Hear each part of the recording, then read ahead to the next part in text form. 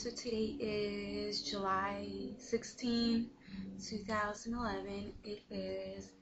I am 8 days postpartum, and this is going to be my labor and delivery story. I know when I was pregnant, this was one of my favorite videos to watch, just labor and delivery stories.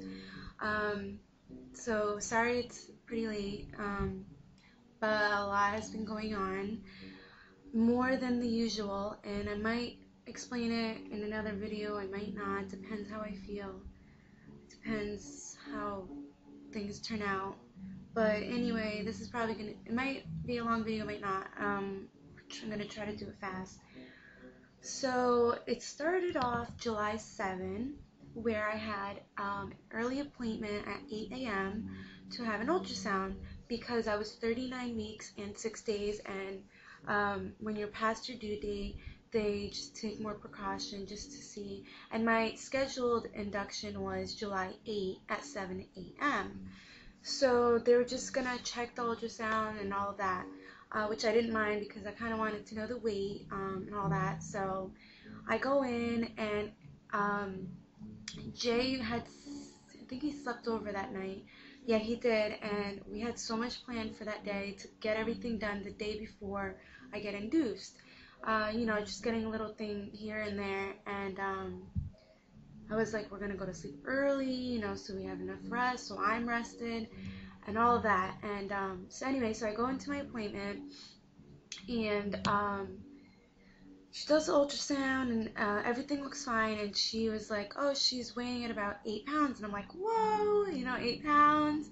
And then she's like, but sometimes usually the ultrasound shows that it's more than it is, so probably in the high 7s, the pounders. So I was like, oh, okay, because she was in me long, so I figured whatever, I figured she would be bigger. So anyway, and then she's like, is she moving around a lot? I'm like, yeah, she's moving a lot. And then I was like, so, everything looks fine. What about the amniotic whatever fluid? And she was like, actually, it's a little low, but it's fine because that's usual at the end of pregnancy, especially when you go past your due date. And but I'm just gonna call the doctor just to double check to see what he says. And then a few minutes later, she comes in and she says, the doctor wants you in labor and delivery right now. And I was like, what?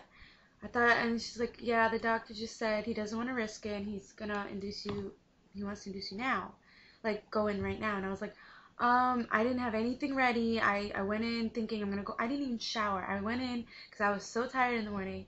I went in just thinking I'm gonna go home, sleep, and just do my thing. And I started freaking out in my brain. I mean, even though the next day I knew, but I just wasn't ready for that moment. And I got really panicky. I'm like, but my hospital bag, I need to go get it. I need to get the diaper bag. I need to get everything. And she was like, I can't let you go. And I was like, please let me go. Let me just please get my bag. I had this whole envision of my labor and delivery. I just really would like if you would let me go home really quick. I live 10 minutes away.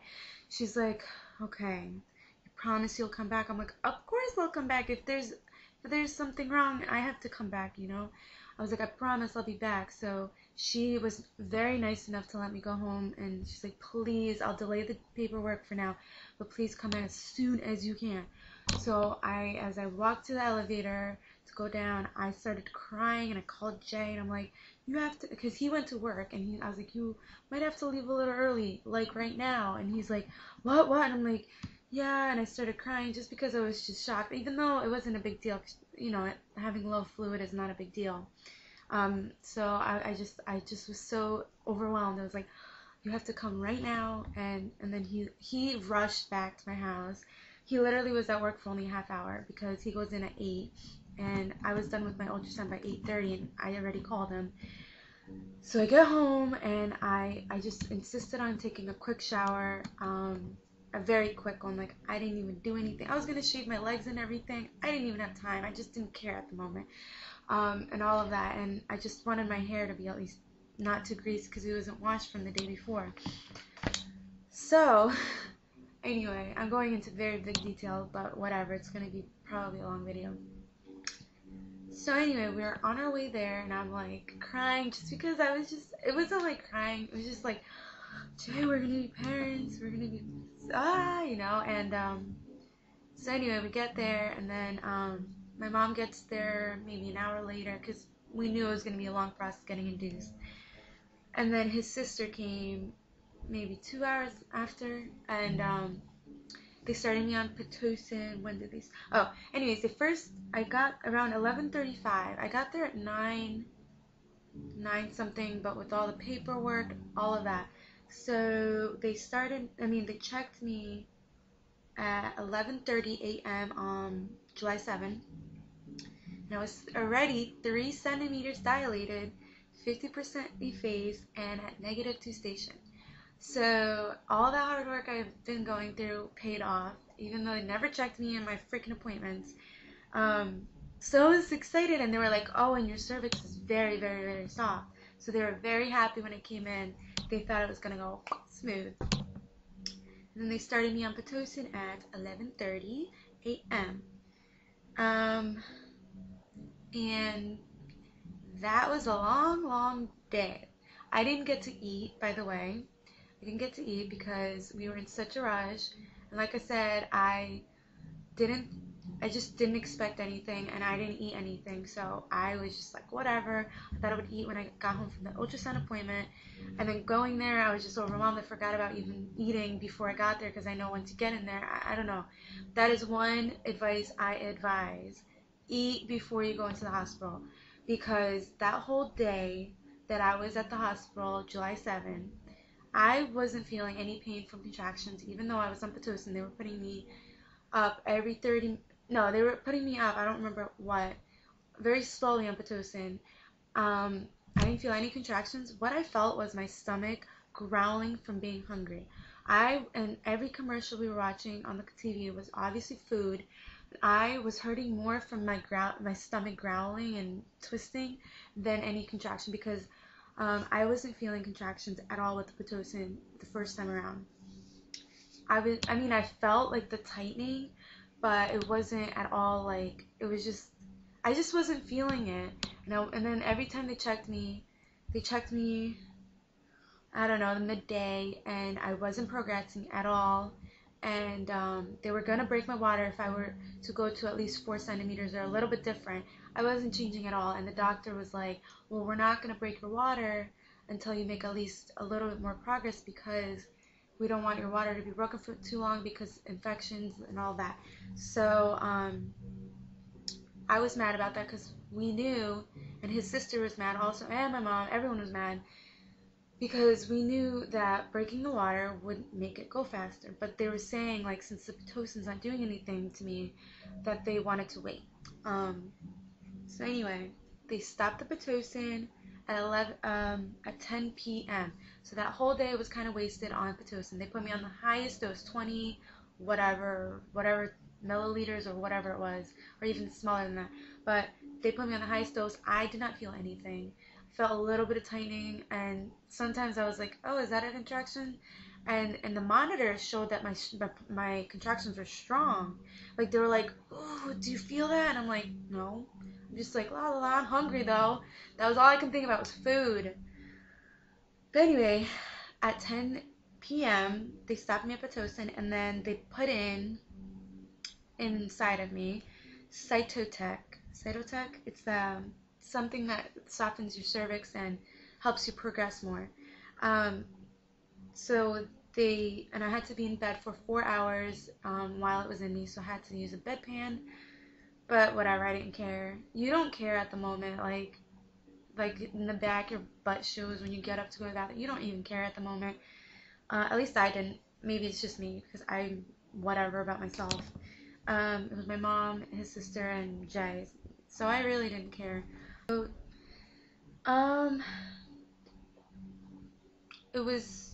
nothing was going on still, the 4 hours. What I did do, I couldn't really get out of bed because I was all hooked up.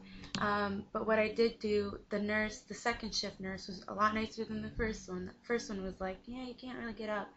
So the second one was really nice. I loved her, actually. And I just got up and I would do like movements with my hips, like just kind of do squats just to get things going, because if you're just laying, it doesn't really work. So then at 2 a.m., they put Cytotec again because I still wasn't feeling contractions at all. And then the second dose, about an hour or two into it, that's when they finally started kicking in. So that's when my labor technically started, was at 2 a.m. That's when they technically started it, because that's when my contraction started and when I started making progress. So starting from 2 a.m. Okay. So started feeling really, really strong contractions now.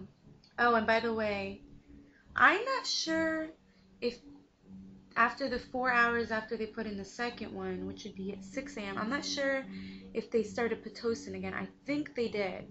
Yeah, I think they did, but I'm not 100% sure. But anyway, I started feeling really, really strong contractions, like really painful ones, and I wanted to explain this because I know when I was watching labor and delivery, I always wanted to know what contractions felt like, and I just never felt like anyone really explained it. So I'll try to explain it in my best ability, because um, I never felt them, and up until obviously then, never really had Braxton Hicks as much. But what they do feel like, I had it, maybe I'll have it different than obviously anyone else, but for the most part, it was in my back, lower back, and it feels like um, sore. It just feels like really sore, like you ran 5 miles, but you ran like in a wrong, like not the right way, like kind of, or let's say you hunch back for too long and then you get up and you're like, ow, and you like stretch it. It kind of feels like that, or someone going like this to your back. Um, in the beginning, they're not too bad. Like you're like, it's uncomfortable, and it kind of goes in the front a little on the lower belly, but it's not too bad. Anyway, but then they started getting really, really bad. Um, I was kind of like, ow, but I wasn't like a screamer or anything, from what I remember. But anyway, at 5:30, they were getting really, really, really painful. 5:30 a.m. I was really like, really hurts, like really bad. And they checked me, and I was 4 centimeters, so that was progress. And then the nurse, even her checking me hurt, and I mean, I was able to bear it. I was like, okay, I really don't want medicine. But then I really weighed my options. She said the IV, getting it through the IV, passes to the baby, and it makes the baby tired. It makes me tired. And getting an epidural, it doesn't pass through the baby, and all of that. So kind of just weighed the option. And then the nurse was like, you're in pain now, but you're only 4 centimeters. Just be prepared to know if you don't get any medication or whatever, it will be a lot worse than it is right now. And that scared me kind of, because I was like, this already hurts. And so I was like, you know what? I already feel like I'm getting weak to the point where I'm like, just give it to me. And I was just like, you know what? Just give it to me now. I'd rather get it now than wait until 8 or whatever centimeters and cry and go through all that pain in between for no reason if I could just get it now. So I talked to everyone, and I just decided I'll just get the epidural. Like I said, I was able to handle it at that moment, but I was still like, I don't want to I don't want to go through pain that I don't have to. If I was already getting to the point where I was like, I'm just gonna get it anyway, whatever. The getting the epidural kind of hurt, actually. I'm not trying to scare anyone, but to me it did. I had to hold, the pillow. They kicked everyone out. It was just the nurse helping me, and the the anesthesiologist was behind me. And she's like, okay, it's gonna stick. So I'm used to the poking part, but it was the part that they put in that shocked me, and I kind of went, and she's like, stay still, and I'm like, oh, I don't want to get paralyzed, and so when she poked me, I didn't care, but then it was the cold sensation that shocked me. But nothing bad happened. It was fine. And then when she put it in, oh, beautiful feeling. It was great. And we all actually got to sleep. It was a great thing that I got epidural. The only thing obviously I didn't like was my legs. I couldn't feel, like they were like gel, and I didn't like that. I had to ask everyone, can you move my leg or whatever. And when she put in the catheter, you didn't feel it, and it's actually pretty cool not having to get up, because you know how it is getting up when you're pregnant a million times and just not having to worry. It was like, actually cool. I liked it. I know some people were like, "Eh, getting the catheter was weird." I didn't care. I loved it actually. Maybe I wouldn't like it if I wasn't numb when she put it in, but I didn't feel it obviously. Okay. Anyway, so I got checked again at 6 a.m. and I was 5 centimeters, 70% effaced, and -1 station. So I was progressing. So the Cytotec is what got it, I guess. Alright. And then, yeah, so after that we were sleeping. We all got naps in. I finally got my sleep in. And then, um, I didn't write it down, but I remember for my own self. Okay, so the epidural was great if it lasted, is the key word, if it lasted, or keywords. Because about an hour or two into it, I started feeling contractions again. And I was like, am I supposed to feel that? Ow! Oh, it's uncomfortable. And it started getting painful again. So I was like, I pressed a little bit, it didn't work. And I called the nurse and I'm like, am I supposed to feel something? And she's like, well, remember, it's not going to be completely numb. You will feel pressure. I'm like, no, I feel contractions. I don't feel pressure. And she's like, oh, okay, well, I'll call them in and they'll put another dose in you. So I'm like, okay. So they did. They put another dose and it was beautiful again. Just like heaven, like just when she first put it. And then I think like 2 more hours later, it was hitting me hard. Hit me so hard. I was like, ow! So they did another dose. And then I would try to sleep in between. So anyway, at 9 o'clock, Jay wrote down sleeping like a cutie pie because I was sleeping. Because I told him to write in if I was just not, when things get crazy, to start writing it for me.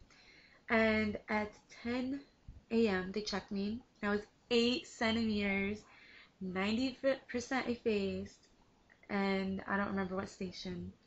By the way, I threw up. I threw up when I was in the middle of sleeping, and when I would wake up, I was like, guys, I feel I gotta throw up, and they got me a little thing, and I threw up. Oh, I forgot to mention, not that it really matters, but when they stopped the Pitocin at 10 p.m., they let me eat before they put the Cytotec in, the medicine inside. I got to eat. I was so happy. I was so happy about that. So I had food in my stomach. I don't know if that matters. Maybe that's why I threw up. That's why I think I wanted to add that. Anyways, back to further in. So anyways, 10 a.m. and I'm 8 centimeters. And I threw up again at this time. And his sister was saying, and I threw up a lot this time, and his sister was saying this is probably your transition state or whatever, like you're getting really, really, really close. And at 11:30 a.m. I was 9.5 centimeters, 100% effaced, and I don't know what station. And at this point, I started to freak out because my epidural, my dandy, my whatever epidural, it wore off again, and I was crying, like I literally was crying from the pain. It hurt so bad. I was going to shoot someone. I was crying and crying. I wasn't screaming, I was just crying because it hurt. And I was just like, ow, oh, it hurts, and I would just cover my face. Like, I didn't know what to do. You don't know what to do when you're in that much pain. I was like, can you give me another dose? And she's like, no, I'm sorry, honey, we can't because you have to feel the pushing. I wanted to faint because the most part that I wanted to be numb for was the pushing part. Yes. In case I tore and they had to sew me or whatever. I was it was kind of a nightmare. I mean, I know in the beginning I wanted to do natural and everything, but when you're at the moment, it's like, what?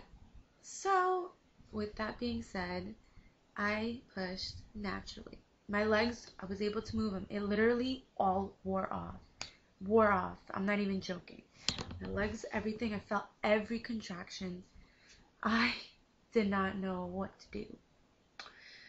So, 12 p.m., I started to push. Um,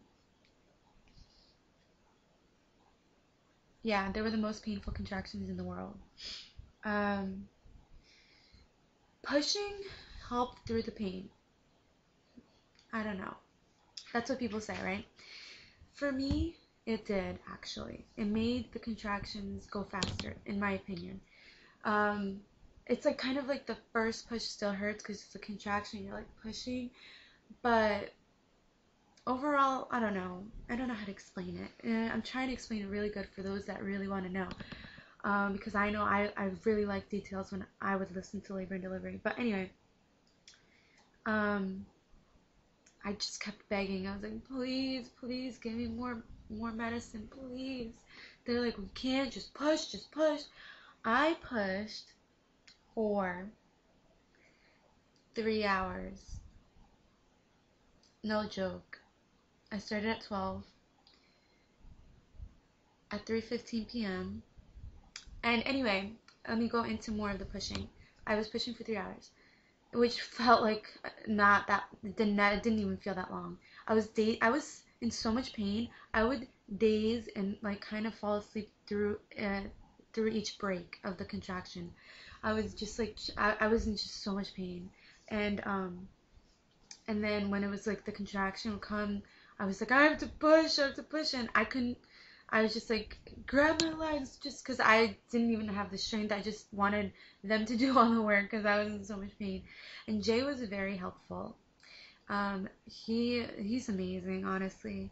Um, I'm gonna get teary eyed. Anyway, everyone was really helpful. Like my mom, his sister was so nice, and he was great.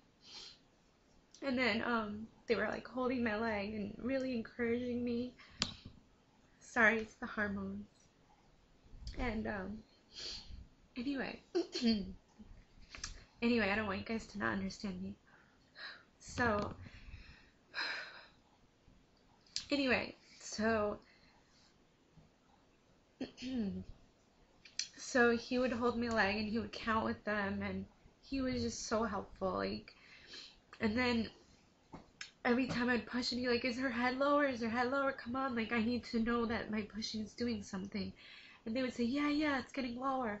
Oh, and then Jay was like, oh my God, you could kind of see her head, like when they kind of when I would push you would see her head kind of. It wasn't crowning, and you can see it had like she had like maybe this much left to come to start crowning.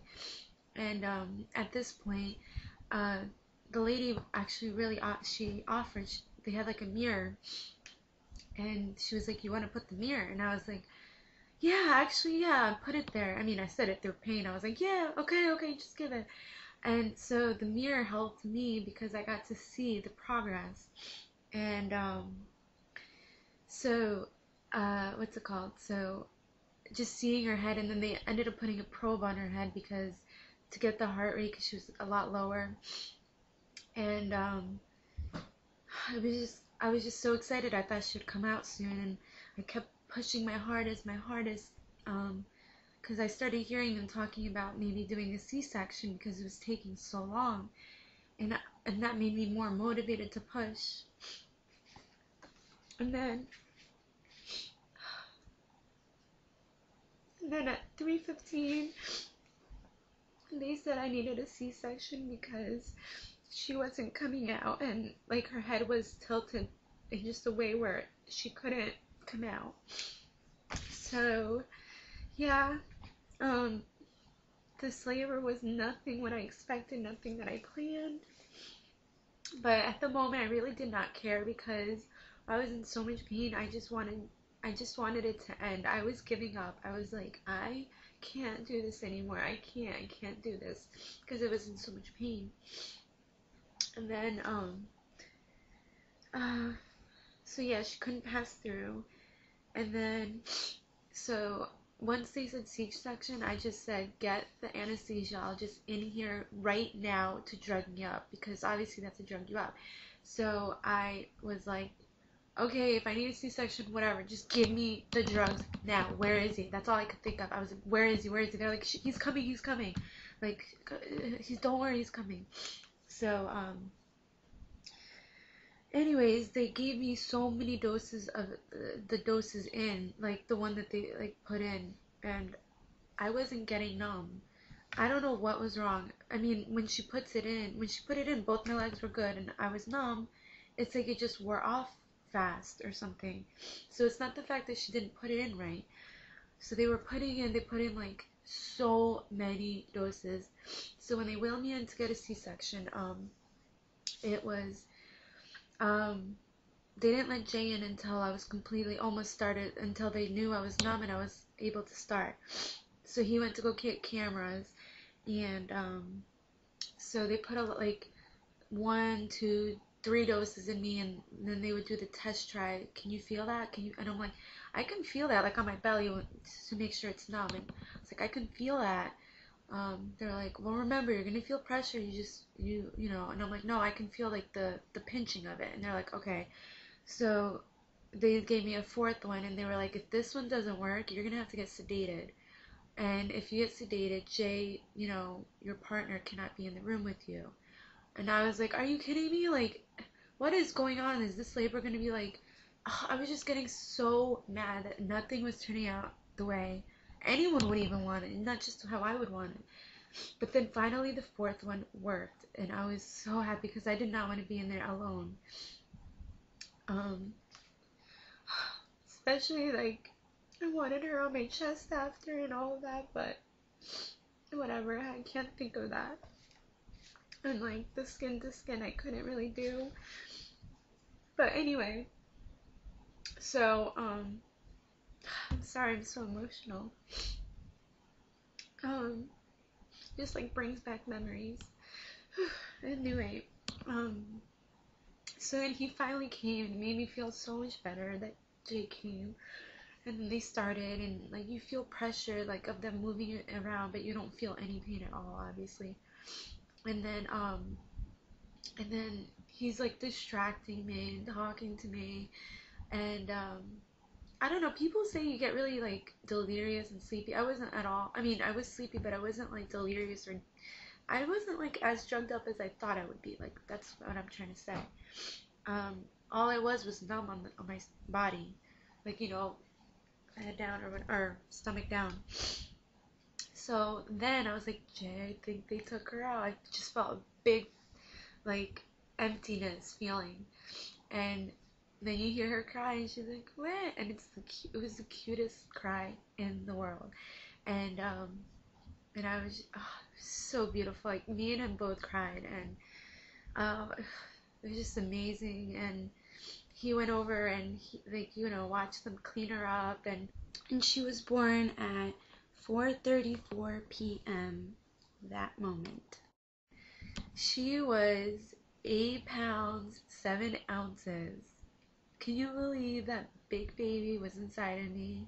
I mean, I'm a tiny girl. Like, everyone says, I'm not being like cocky or anything, but I'm a really tiny girl, and like Jay's not that big either. And I would never think, and she was 21 inches long. I was in complete shock. I never would think I would have such a big baby, and she was just so beautiful. And then when they wrapped her up, she had a little bow in her little hat, and in her hospital hat, and I guess they know how to do it, and it was just so cute. And then I don't know, he brought her over, and it was so beautiful, and you will never know that feeling until you go through it. It's the most joyous feeling in the world, knowing it's your kid. And he held her, and as he brought her to me, she was still crying, and then I said, Isabella, and she stopped crying, It was so cute. And then I was like, open up your eyes. And it was so funny because she went like this. And like she peeked and then she opened her other eye and then she closed them back up. And it was so funny and so cute. And it's like she knew my voice right away. And she knew her dad's voice too. And she was just the cutest angel ever, ever. I just love her to pieces so much. And like, I like sometimes wonder like what did I ever do to deserve her, because she's just so amazing. But anyway, I just love her and Jay loves her, and it's just the best feeling ever to be a parent. And then anyway, so then they brought her into the nursery and I had to get recovered, and um so Jay went with her and he went to tell everyone, and and I had to get all stitched back up, and it went by fast. I mean, I was just like, I want to see my baby, and then they wheel me into like the recovery part before they bring you to the room, and she, the nurse, well, I was really drowsy at this point, but from what I remember, they wheeled me into like the recovery part, and she pushed on my stomach, and it didn't hurt because I was still a little numb, and she was saying that I was bleeding more than they want me to, or than I should be. So that was not good. And then let's see. I was really sleepy, and then the doctor came over and he was saying, I'm bleeding a little more than I should be. So instead of getting a nice recovery room, a room to recover, I had to go into the high risk room because I was bleeding more than I should be. So the room was a lot crappier, but whatever. And then and then I remember them saying, like, I was in and out of sleep, and they were saying, breathe, Christina, breathe, take deep breaths. So I guess I was forgetting to breathe, or when I was really too tired, I was just not breathing right, or just not breathing as much as I should. So I had to get the nose oxygen, and then that helped me. And then Jay came and was saying how she's so beautiful, and she was crying and everything. And my mom visited me, and then it was like nighttime, like maybe 8 or 9 p.m. So it took pretty long because they wanted to make sure that I was doing okay and breathing right before they put me into my room, which pissed me off because I wanted to see my baby, and then they took me to my room. So that was it. So that's where I'm gonna stop. And yeah, so that's a lot of detail, and yeah. But anyway, it goes by fast, and after you see your baby, I know everyone says this, but you totally forget the pain. And like, I remember at the moment of my labor, I was like, I never want to do this again, but now I definitely would do it again. And yeah, so that's it. I'll show you my belly, my 8 postpartum belly. Obviously it's not as I imagined. I'm pretty sure it'd be better looking if I had a vaginal birth, but I had a C-section, and by the way, I didn't get staples, I got stitches, so that's good too, and in case anyone was wondering. So here's my belly.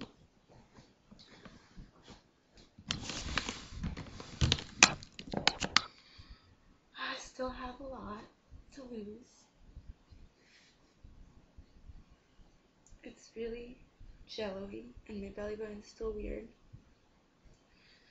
I still look like I'm like 5 months or something, but it's gonna get there. So anyways, sorry if it's way too long, but this is my story, and I know that I would like to listen to long or detailed labor and delivery. So enjoy, and I hope everyone um, is enjoying motherhood. For those that already gave birth, and for those that are still pregnant, enjoy your pregnancy. And for my friends on YouTube that I got really close to, Millie, I'm pretty sure she gave birth on the same day as me. Congratulations. And for Gemma, I think that's how you pronounce your name, she did it a day after, and it's so funny because we were so close on YouTube, and we met on YouTube obviously, and um, we were pretty close to our due dates, but it's just crazy how we our due date, like we gave birth so close together. It's just really great. YouTube is a really great place, I think. So anyway, see you soon. Bye.